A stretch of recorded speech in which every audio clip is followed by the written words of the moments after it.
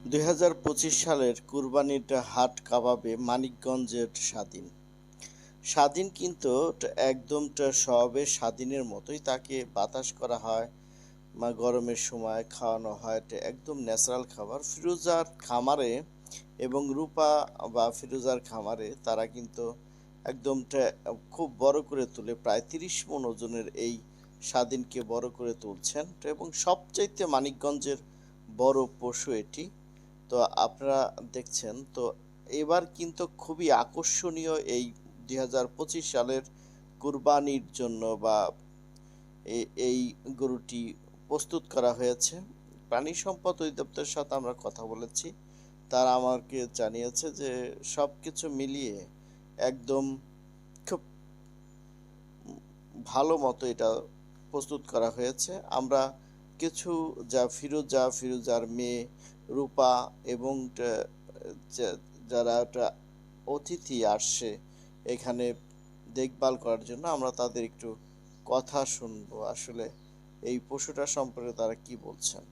হ্যাঁ, অনেক ভালো গুরু, সুন্দর গুরু। গরুর নামটাও স্বাধীন, হ্যাঁ, সুন্দর নাম রেখেছে। তো এর আগে উনি আরেকটা গরু করছিল, তৈরি করছিল, ওইটা বিক্রি হয়েছে। তো ভালো, খুবই ভালো। Thank you. তো তার থেকেও ওজন প্রায় 30 মণ 32 মণ হবে।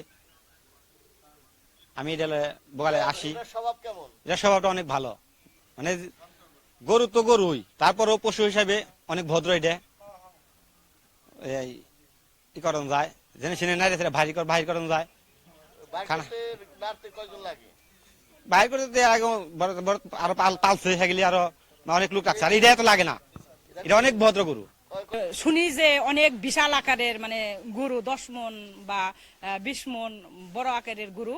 এখন আমি এটা আমার দেখার খুব ইচ্ছুক ছিল, সেখানে আমি আমি আমি সরজমিনে আইসা দেখলাম যে আসলেই এটা হলো বিশাল ধরনের একটা গরু।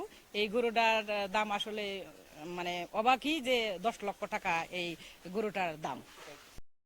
২০২২ সালে রূপা এবং ফিরোজা অর্থাৎ ফিরোজার খামারে দুইটি গরু, কালো রংবাজ ও ভিনরাজ নামের দুইটি গরু ছিল।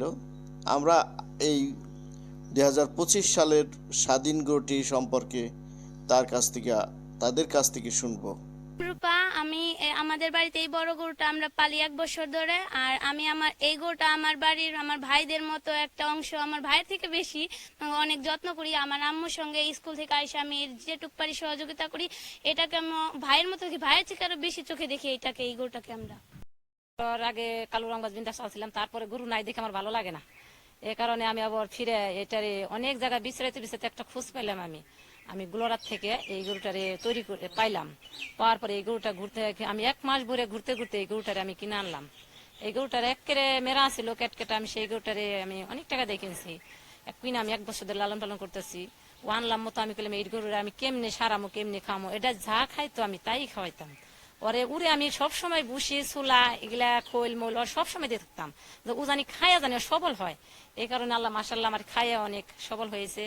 আমি জানি এই কুরবানিতে জানি ওরে আমি ভালো টাকা বিক্রি করতে পারি, এটাই আমার কোয়ার মতো। আমি ওরে রাতে ওর বুকালে ঘুমাই, ওরে আমি দিনে 3 বার 4 বার গোসল করাই।